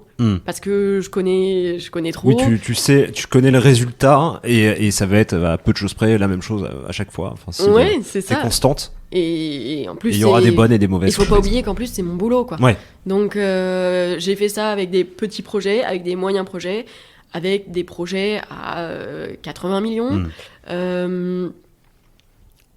Voilà. Tout simplement. Et alors, c'est vrai que quand je suis rentrée dans la société où je suis actuellement, moi, donc, j'étais focus et full IMO, mais j'avais pas encore la dimension finance pure. C'est d'ailleurs ce qu'ils m'ont apporté et qu'ils m'ont transmis, c'est donc cette dimension business, où j'étais vraiment formatée business. Okay. Tu ne penses plus... c'est de voir... dans chaque opportunité, un business derrière, et de te créer dans ta tête un business plan. C'est par exemple, tu vois, je vais me balader dans la rue, je vais regarder, je regarde à droite, à gauche, et je me dis, tiens, ça c'est une bonne idée, ok, mais qu'est-ce qu'ils peuvent avoir comme charge derrière tu vois. Et je vais voir un restaurant, genre un pokeball ou autre. Un truc. C'est... Ok, bon, c'est quoi sa marge brute c'est vrai. Ouais. C'est masse salariale, bon, ils sont 2, c'est pas trop lourd. Ok, ils mettent les mêmes ingrédients, bon. C'est comme les restaurants où, tu sais, ils font des raviolis japonais. Ouais. Je me suis dit, tiens, c'est pas mal. En termes de charge, Ils ont toujours les mêmes charges. Ça tourne donc sur la pâte, sur ce qu'ils mettent dans la pâte. Ouais, les pokés, pareil, enfin tout quoi. Okay. Tu vois, c'est ça. Et donc c'est une vision purement business sur l'ensemble de ta vie. Tu te dis pas, ça a juste l'air bon. Non, c'est plus du tout ça tourne sur... Ok, ouais, en gros, toi quand tu manges, quand tu tries dans son assiette, tu fais un peu le décompte de... voilà, c'est un plat à 25 €. Alors là, j'ai 5 € de légumes. Là, j'ai... Okay. Tu vois ça, tu vois les choses un peu comme ça. Le cadre est bien, ça doit coûter très cher en loyer. Oui, tout à fait. Oui.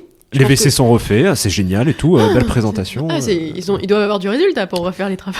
Le Dyson, 600 € quand même, ça. Quand même. Oui. Je sais pas, c'est un passif. C'est un passif, ouais. Voilà, c'est... Faut pas oublier de vivre aussi, hein, des fois, mais non, on dit ça en rigolant, mais c'est vrai qu'on peut voir les choses un peu comme ça, avec une vision très, très business.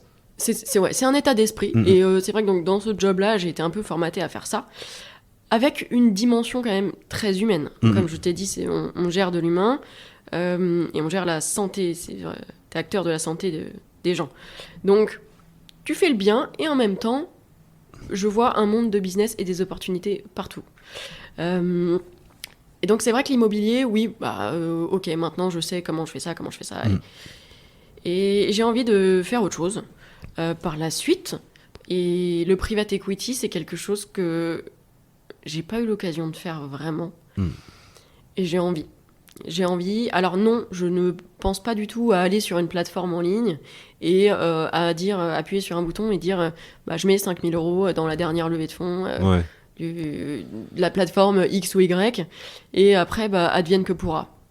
Toi, ton but, c'est plutôt d'attaquer sur du seed, du Serie A ou des... Vraiment, enfin, c'est quoi early, donc ça serait plutôt de... Early Ouais, soit de la love money. Ouais. Serie A, faut voir, ça dépend toujours de la valo de la boîte.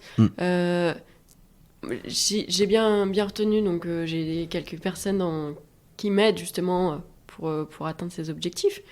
Plus tu vas rentrer tôt, plus ton risque va être élevé. Ouais. C'est comme la version risque dans l'IMO, hein, c'est pareil. C'est la même chose. Vas mettre pas cher, mais pour moi, si je mets 10 000 €, c'est que je vais les perdre. Oui. Tu vois, parce que tu vas rentrer tellement tôt que tu as honnêtement, une déjà, chance sur deux. Deux chances sur trois, je crois que ça se plante au bout de 3 ans. Je vais te dire une chance sur deux. Non, je crois que c'est ça en fait. J'ai plus les chiffres, on les mettra dans le descriptif, mais je crois que c'est une boîte. 2/3 du temps, ça foire au bout d'un an. Et après, je crois qu'au bout de 3 ans, t'as passé un plateau où tu commences. Les 3 ans. Ouais, c'est un peu comme dans les relations. C'est comme dans les relations amoureuses, t'as 3 ans. C'est ça. T'as des caps comme ça. Ouais. Et les boîtes, alors moi, quand je l'ai vécu, j'ai pas senti le truc, je me suis toujours senti en danger. Ok. Tous les jours. Bien que, voilà, on ait une gestion un peu à la papa. Et ça nous a bien servi, notamment pendant le Covid. Ouais. Mais ouais, effectivement, il y a ce truc-là, et je comprends ton souhait d'aller là-dedans, parce que c'est indirectement ce qui m'intéresserait aussi, à part l'immobilier, parce que je trouve que c'est un peu la suite logique. Ouais, et en plus, si tu peux avoir des boîtes qui font de l'IMO, alors là, oui, tu cumules les deux, parce que t'as ton regard d'expert. Ton regard d'expert. Je voulais pas le dire, mais ouais, t'as un regard d'expert, c'est ça. Un vécu. C'est que les due diligence vont être encore plus compliquées. Oui. Bien entendu.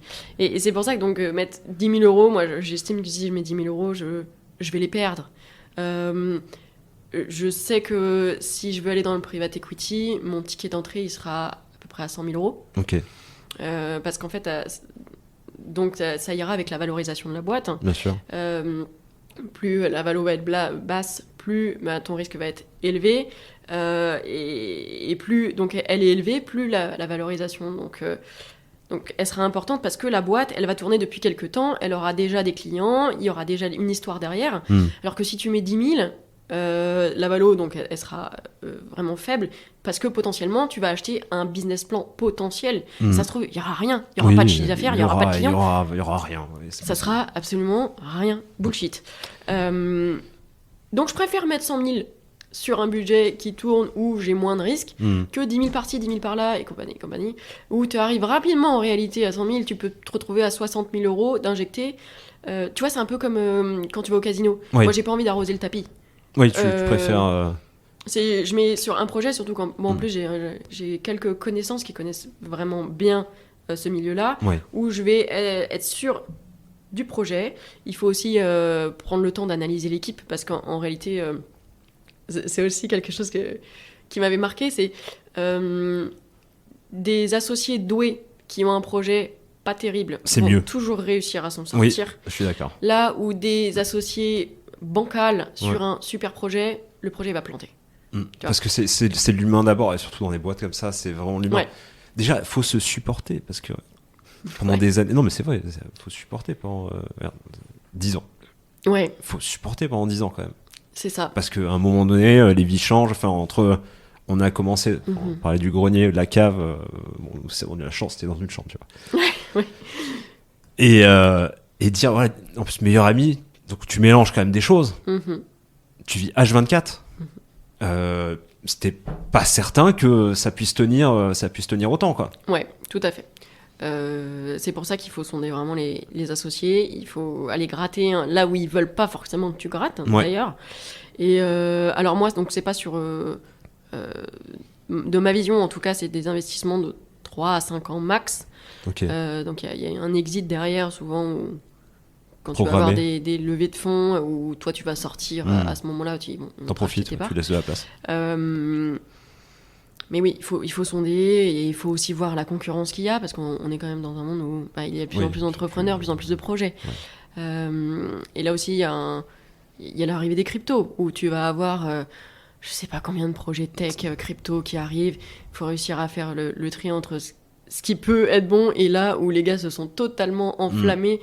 Tu te dis, mais en fait, c'est bancal ce que tu me racontes. Ils y croient en plus. Ça. Oui, bien sûr. Il y a aussi... Alors, Bon, j'ai mis une interrogation là-dessus, mais il y en a beaucoup qui veulent monter des projets de crypto, lancer leur propre crypto, mais qui n'ont jamais investi dans les cryptos. Compliqué. Mais Binance, c'est quoi? Tu vois? Ouais, ça commence mal. Et tu dis, mais il y a un environnement, il y a quelque chose derrière, mets un peu le nez dedans, on va voir comment ça marche, pour justement, tu sais, faut mettre un peu les pieds sur le terrain et faut y aller, tu vois. Donc voilà, c'est un projet qui 2023 fin 2022, je pense. Qui m'intéresse beaucoup, où justement je veux en apprendre un maximum. En même temps, j'ai quand même beaucoup de projets qui arrivent là, hein. J'ai des projets IMO aussi. On peut pas tout faire, faut pas s'emballer, faut choisir ses batailles, faut choisir son camp. Voilà. Et donc là, j'apprends. Ok. Au fur et à mesure, Tu lis beaucoup, tu te formes beaucoup. Alors, alors, côté private equity, c'est compliqué quand même. C'est un milieu qui est assez fermé, je dirais. Mais il faut pratiquer. Il faut pratiquer. Moi, c'est quelque chose que je vois par rapport à mon conjoint, qui donc là, il va faire des levées de fonds, etc. Donc, j'ai appris aussi pas mal de choses avec lui. Et sinon, en termes de lecture, je lis, j'ai un rythme de 1 livre par mois. Ce qui est bien, hein, c'est bien. T'as le temps de, enfin, tu peux. Oui, c'est ça. Oser reprendre. J'essaye de garder ce rythme-là. J'apprends toujours des nouvelles choses. Ouais. Et je trouve que c'est important, la lecture. Moi, ça m'a vraiment ouvert l'esprit sur plein de choses, ça m'a remis en question. Rien de serait-ce que je te disais, ma façon à agir face à l'autre, à me mettre à sa place, je sais pas, à faire du bien avec du bien, enfin, c'est ça, essayer c'est le cercle vertueux. 1 + 1 = 3, enfin tout ça. Ouais, tout à fait. Et ça marche, et je pense que je me sens d'autant mieux dans mes baskets comme ça. Ok. C'est très agréable. Ouais. Top. Ça fait presque 1h30 qu'on enregistre. C'est fou. Le temps passe vite. Ouais. Est-ce que tu as d'autres choses que tu veux me dire? Des projets Oui, bon alors... J'ai 2 questions pour toi, sinon. Vas-y. Non, commence si tu veux. J'ai 2 questions pour toi après. Alors, j'allais te dire que là, donc, à l'heure actuelle, j'ai une 40aine de locataires. J'ai 6 biens. Je suis en cours d'acquisition de 2 biens, dont un avec mon conjoint. Oui. D'accord. Qui bascule. Sur la résidence principale. Ça sera un investissement locatif. Ok. Et un autre projet qui est beaucoup plus lourd, où je veux faire un partenariat avec un hôpital pour faire des logements donc pour les infirmiers, avec une partie coloc, une partie c'est pas mal, coloc d'infirmiers. Appartement, et potentiellement une petite salle de sport avec du service, quelque chose, encore une fois, côté vraiment business et pas juste investissement locatif. Donc ça devrait arriver fin du premier trimestre, deuxième trimestre 2022. Je lâche mon travail fin février, donc le 28, j'ai terminé. Je souhaite mettre en place une formation. Ouais.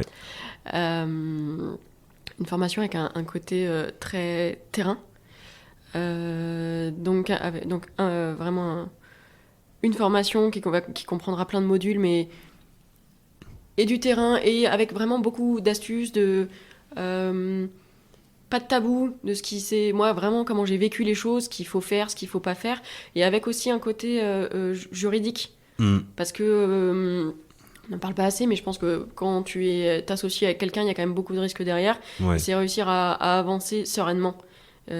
Où c'est pas la one again, hop, on y va et on verra plus tard. Des statuts et advienne que pourra. Tu vois, ça reste de l'administratif. Il faut que chacun soit sécure dans ce qu'il fait.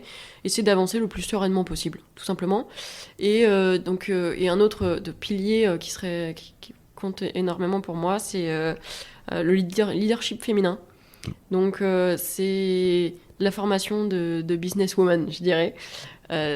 C'est l'ouverture d'esprit, c'est réussir à avoir confiance en soi, ouais. À avancer, encore une fois, sereinement, à trouver sa place dans la société, tout à fait, à lever un peu toutes ces barrières que les femmes peuvent se mettre de nos jours, où tu peux être rapidement catalogué, tout en ayant vraiment conscience que moi, c'est pas une formation féministe que je veux mettre en place.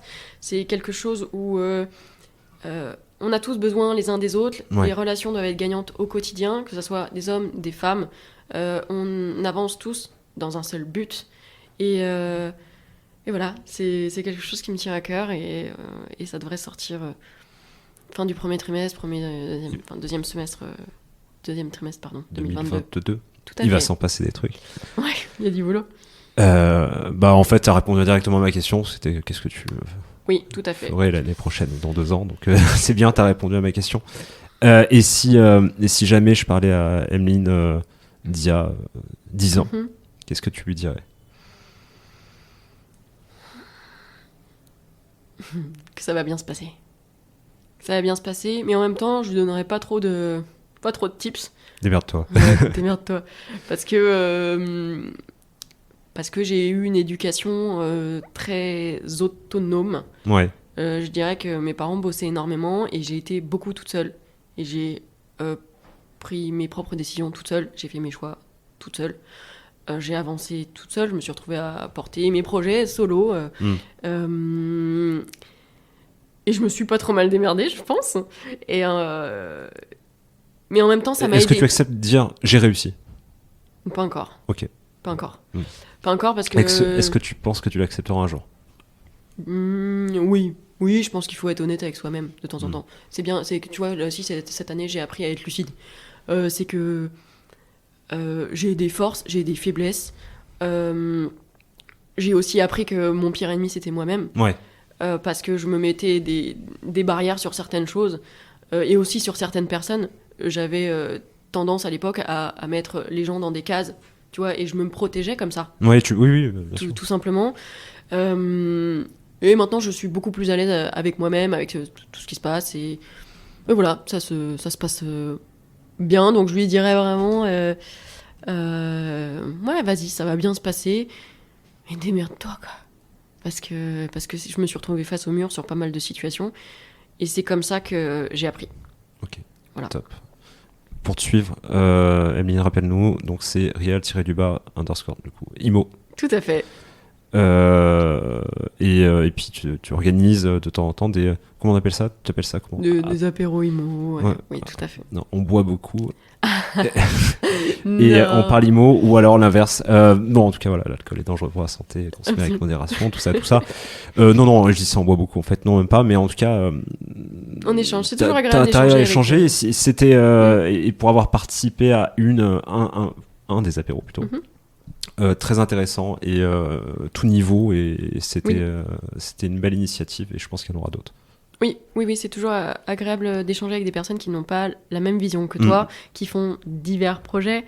C'est constructif, en fait. Et en plus, ça te permet même de... Je sais que parfois, on vient me voir avec des problématiques diverses et variées, et je me creuse la tête. Ouais, c'est toujours agréable. C'est bien, ça permet de sortir un peu de ton contexte contexte habituel, et d'apporter les réponses que tu peux apporter. Tout à fait. Oui. Ok, top. Donc Emeline, real__ IMO, et suivez-la, vous verrez, c'est un super compte, un super profil. Merci. Voilà, écoute, je te remercie, et d'ailleurs, je vais parler pour moi aussi, si vous souhaitez suivre Club Deal sur Insta, c'est mon prénom et nom, Loïc_OD, vous avez l'habitude, je pense. Et puis la semaine prochaine, on se retrouvera pour un nouvel épisode avec un nouvel invité. Et on se retrouve jeudi pour le format court. Tu sais comment il s'appelle? Le format court. Pas du tout. Ça s'appelle la Minute Con. Ah. Et la Minute Con, c'est justement l'occasion pour donc les personnes qui nous écoutent, et notamment des primo-investisseurs, de répondre à leurs questions en 5 minutes sur une problématique plutôt l'immobilier et l'investissement. Donc ça permet de voir plein de choses très rapidement, et donner un peu de connaissances comme ça. Super. Voilà. Bon, je vous souhaite tous une excellente journée, et puis bravo, vous êtes tenu 1h40. Ouais. 1h40, bravo. Et si cet épisode vous a plu, toujours pareil, vous pouvez commenter, inscrire de force vos amis, et leur faire écouter Club Deal. Voilà, je vous souhaite à tous une très bonne journée, je vous dis à très bientôt sur Club Deal. Ciao. Bravo, vous avez écouté cet épisode jusqu'au bout. Si son contenu vous a plu, n'hésitez pas à commenter, partager Club Deal autour de vous, et à me laisser une note 5 étoiles, notamment sur Apple Podcast. Vous savez, ça m'aide énormément à remonter dans les classements. Et si vous souhaitez me contacter, vous pouvez le faire sur LinkedIn, Loïc OD, ou sur Instagram, Loïc_OD, AUDET. C'est avec le plus grand des plaisirs que je répondrai à toutes vos questions.